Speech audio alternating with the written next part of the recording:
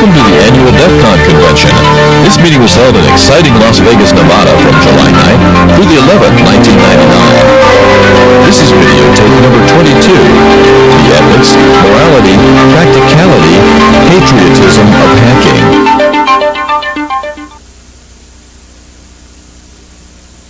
Phil. I'm one of the feds. I guess this is my third time up here. The reason they asked me to come and talk to you is for a couple reasons. One of the things I do professionally is try to protect the infrastructure, the IT and weapon systems for U.S. Army. I work for the Army Chief Information Officer, and my job is to do information assurance, policy, program, architecture, acquisition, and finally implementation to the program managers across the Army, wherever we may deploy or wherever we may have a presence to protect our systems. I started this business about 27 years ago, 30 years ago, where my greatest enemy in protecting my systems was the evil empire. Concerned about the Soviet Union, Warsaw Pact, those kind of folks who had a substantial capability to take our systems out or listen to them or exploit them. I'm a veteran of Vietnam, and I'm also a veteran of the Gulf War, and I am very aware of what can happen when people listen into your system. In Vietnam, we used to be very concerned about something called imitative communication deception. And if you haven't seen the history films, I suggest you take a look at them because it hasn't changed all that much. Whether you're getting into a system today and looking at data, or you're listening to a FM, AM radio channel, such as we had in Vietnam, listening in to where the next helicopter drop zone was going to be, or where the next landing zone was going to be, or next pickup, it was all information gleaned. What they used to do to us in Vietnam was capture or listen to our radios, unsecure radios I might add, listen to a 10-digit coordinate in which a helicopter would come in to pick up people or to drop people off. And the folks on the ground would radio back to the helicopter pilot or the team chief and say, hey man, land where I pop yellow smoke. Well, guess what they would do? They would hear that, and there'd be two areas on the ground with yellow smoke. And it was a 50-50 chance that the helicopter would land in the right place, and if he didn't land in the right place, he was received with direct or indirect fire. That is real cyber warfare starting back in the mid-60s. Those kind of lessons, I tell you, have not lost themselves in the business that I do today. I'm here today, if you read what's on the agenda, to talk about patriotism, morality, ethics of hacking, and so forth. But I must do a disclaimer right off the bat. The rest of my presentation and the speech I'm going to do today is my opinion. It is not the opinion of the U.S. government. It is not the opinion of the Secretary of the Army. It's certainly the opinion of the Army Chief Information Officer. It is strictly mine.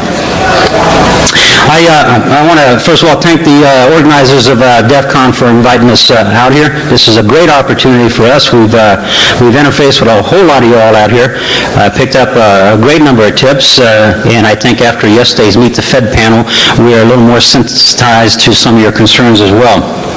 I appreciate the opportunity to be here today, and I hope that I made the right decision by leaving my Kevlar at home. Actually, I was at DEFCON last year, as I mentioned, and I was pointed out as a Fed in record time. Carl Lewis had nothing on me on this one. I guess I must have been either the cowboy boots or the Just for Men gel, so you can't tell. But I will tell you, I did get a haircut for you guys. You're welcome.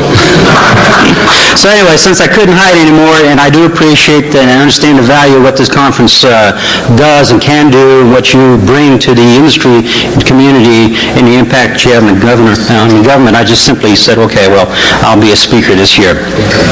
Before they let me come up here, though, they warned me not to bore anyone to death, not to get on my military high horse, and at no time and under any circumstance was I to be allowed to make any reference to anti-online or a guy named JP.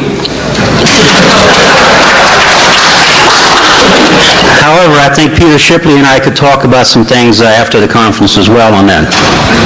There are a few things I want to say today, and after that, I'll point out, if you haven't got your T-shirt yet, a lot of my co-workers are in the audience here. And I'm rather proud of the feds that came out to this conference because they're harder to spot than they were last year. There is certainly a multi-talented group of individuals gathered here today, a group that many profit-seeking computer security headhunters would give their firstborn to recruit, and I've talked to many of you. The best of the best and the elite, there's no question. Computer security companies have probably approached many of you, and I know that some of you are even now currently employed by some. The irony of that situation certainly hasn't missed any of us in the Department of Defense or the corporate world or the FBI or a number of other people who find it hard to accept that the very people who stir up the coals are the ones getting paid to put out the fires. Couldn't that be compared to hiring a thief to install a security system in your home?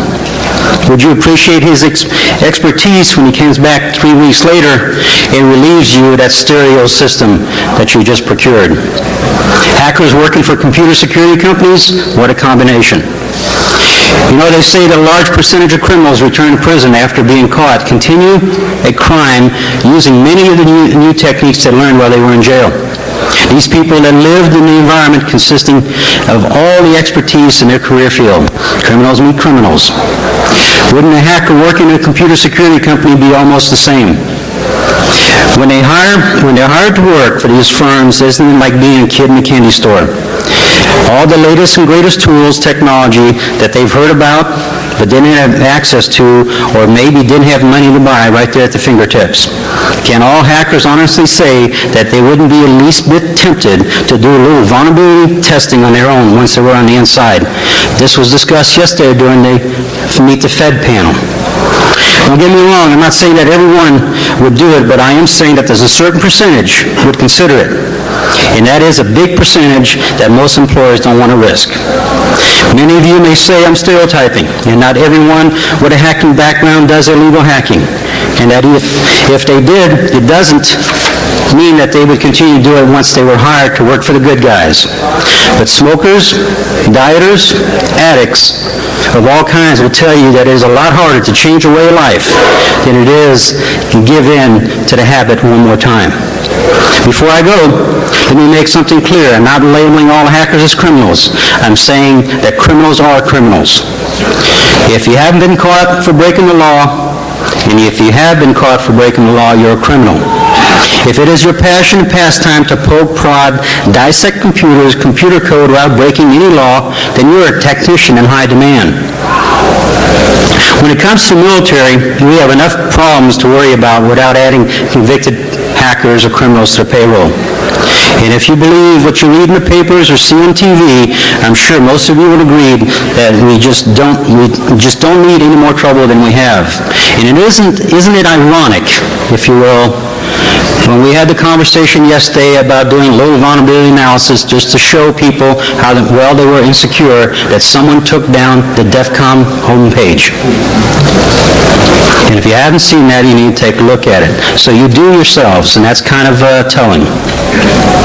On the other hand, there's no question that we would benefit from hiring people at the level of intelligence expertise that these people have. Script kiddies excluded.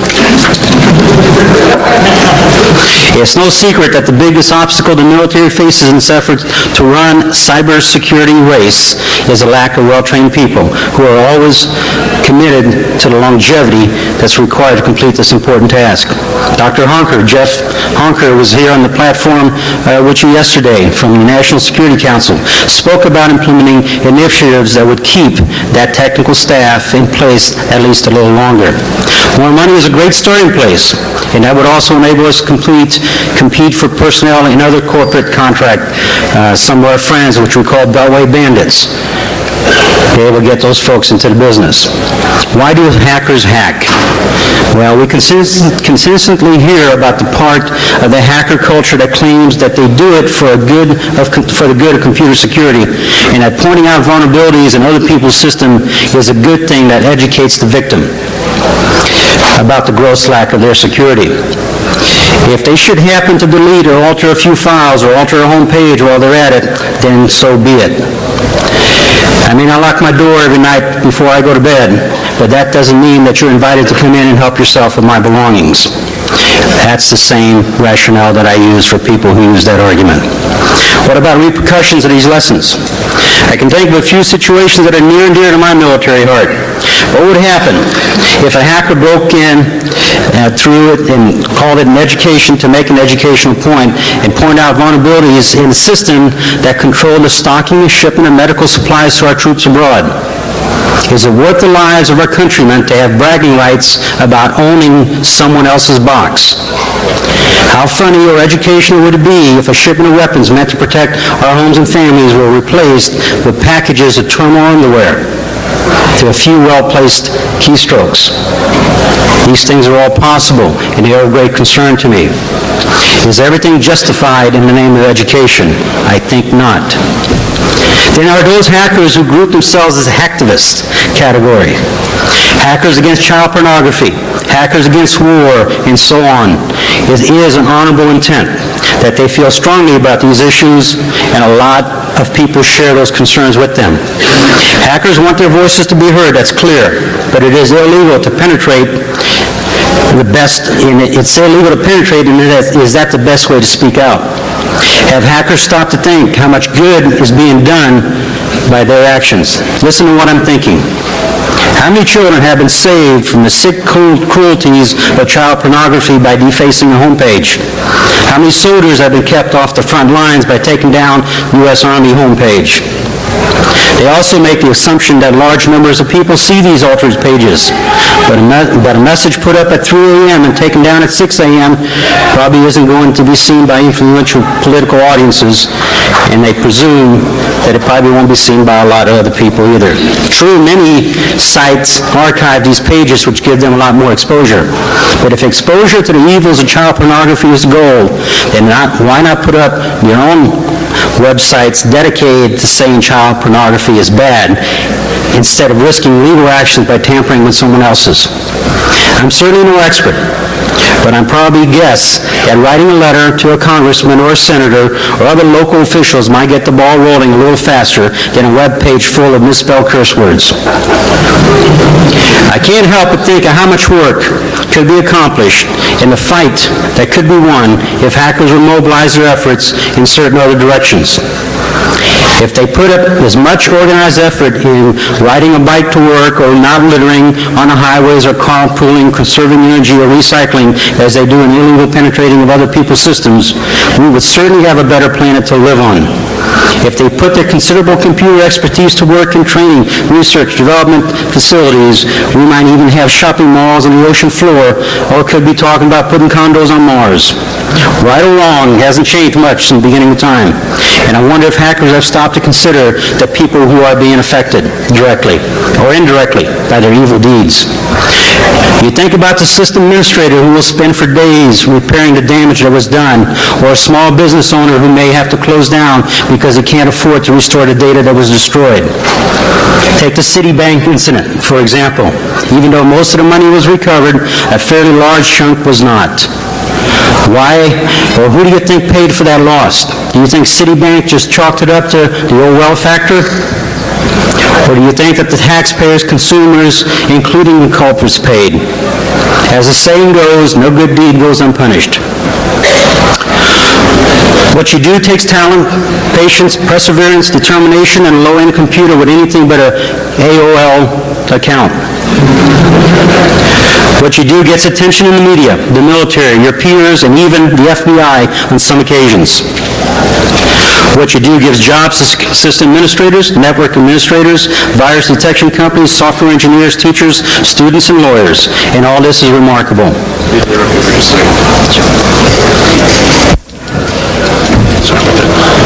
Excuse me, folks, real quick announcement. Is there a Brett Bressler or Roman Israel in the audience? Or does anyone know these people? If you do, would you please ask them to go to the second floor and talk to a lady named Sharon? There is a family emergency that you need to handle immediately. Thank you very much.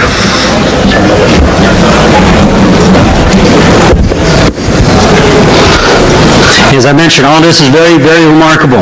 If it wasn't remarkable, many of the feds wouldn't be here today to hear what you have to say and hear what you have to discuss and share with us. However, a famous patriarch of the dark side once said, "Luke, I am your father." but he also lit up the night sky with his burning carcass. The point is that it may be fun to be a bad guy, but in the end, when it comes down to an eternity in hell or damnation, a few hours or days behind bars, or the FBI beating down your door in the middle of the night, wouldn't you rather choose the big hat and cliff chin of Dudley Do-Right, or besides, Dudley always gets the girl, and Olive Oil never chooses Brutus over Popeye? You're all talented, a group of talented people. Your career opportunities and your earning potential will be far greater than any in my generation. The sky is limited, but there is a catch. The old saying is true about not being able to have your cake and eat it too. Illegal activity will never be rewarded, and those hackers that have escaped prosecution may feel like they'll never be caught. But sooner or later, justice will catch up, and they'll realize that no one is invincible. As for those hackers who feel productivity and legal ways to use their talent, if you do it right, you have absolutely no boundaries. You can go anywhere you want. In closing, I have just this left to say. We, the G-Men of the Department of Defense, in order to form a more secure network, establish firewalls, ensure domestic connectivity, provide for system administrators, promote the changing of passwords, and patch every exploitable hole known to man before teams split out, global hell, or the elves take them apart. Do hereby request, in the immortal words of Rodney King, why can't we just get along? Thank you very much.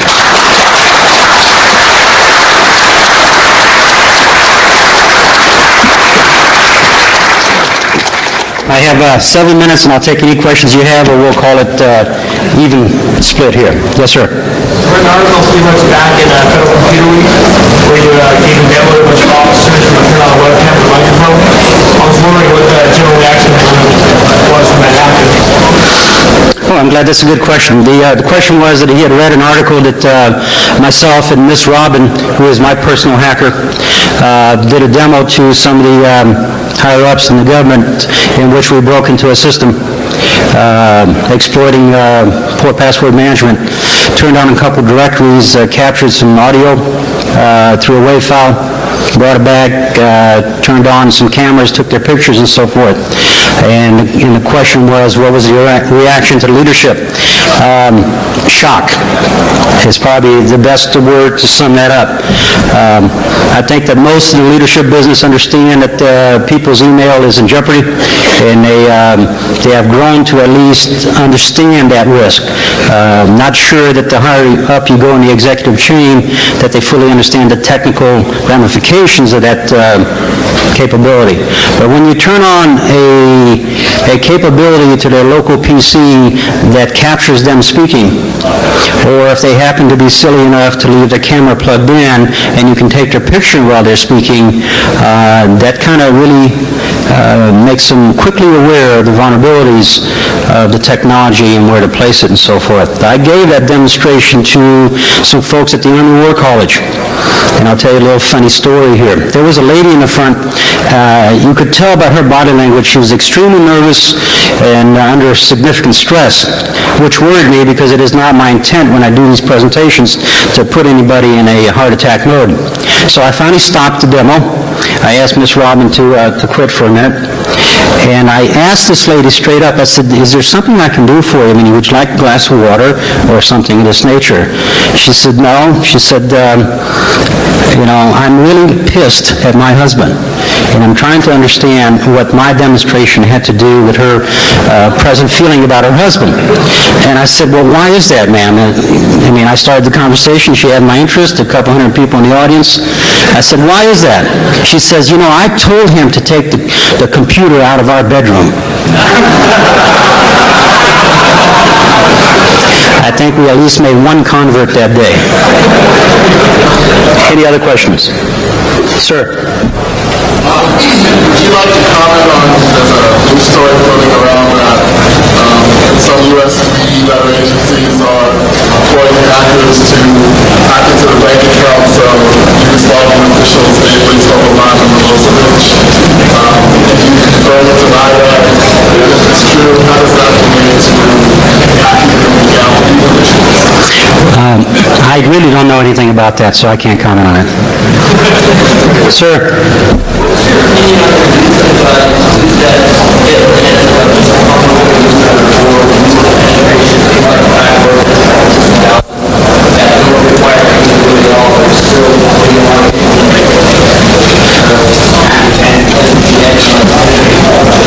One of the problems with having served 24 years in active duty is my hearing has gone somewhat. Could you come closer or have someone repeat the question, please? Talking about how you feel about utilities like back office, Okay, a fan I am not, obviously. Although I am willing to trade the Colt. I have a very nice Army Information Assurance Cup, and I'll trade him for a CD and a T-shirt. There's no big secret if you've watched the media and so forth that back offices causes some degree of stress and concern.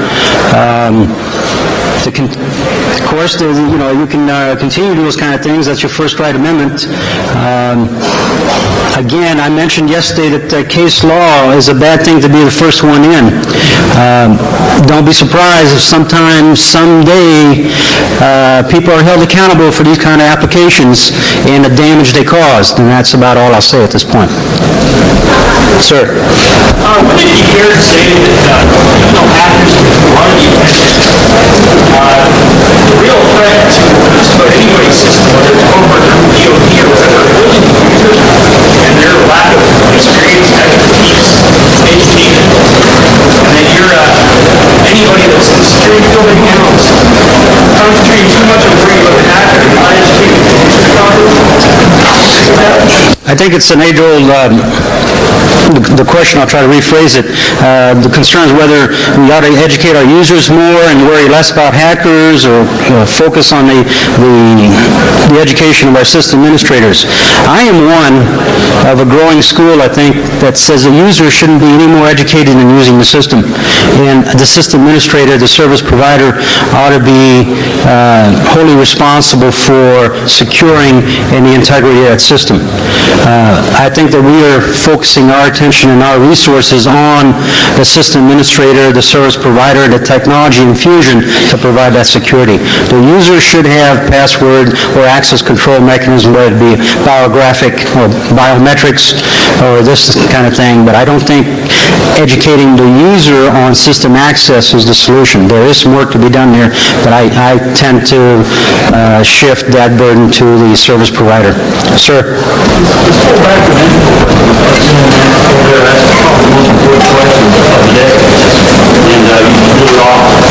Basically, the whole effort of the government supposedly hacking into Yugoslavian systems for military purposes, using hackers to do that. And you said, you can talk about that. What's your personal opinion about the ethical issues associated with doing that? Let me clarify. It's not that I didn't want to talk about it. I truly do not know about it. My job in the department is computer network defense, not computer network attack. Okay, and I focus on that. The ethical issues on computer network attack, I'm not sure that I've in my own mind determined what the grounds rules are. We had a discussion last night by the pool with Dr. Honker and a few others about the legalities of a stage of war and what constitutes an attack. In a traditional sense, in the physical world, you throw a bomb at me, it's very clearly that you've attacked me. You shoot at me, and I know this as well. You penetrate my system and violate my sovereignty, folks consider that to be an attack as well. But from a legal perspective, I don't know what constitutes an attack, and I don't know that Congress will wrestle with that anytime soon. Should we not counterattack in the same manner that we are attacked? Those are decisions that have to be made by people way above my food chain. And again, I'm not answering your question, but I simply don't have an answer for you. Is the next speaker here? Because I don't want to get into your time. Your question, sir. Yeah, you just mentioned that you feel that you should counterattack if you've been attacked. Do you feel that the government has been attacked by the Yugoslav government, the Congress speaking? know that either.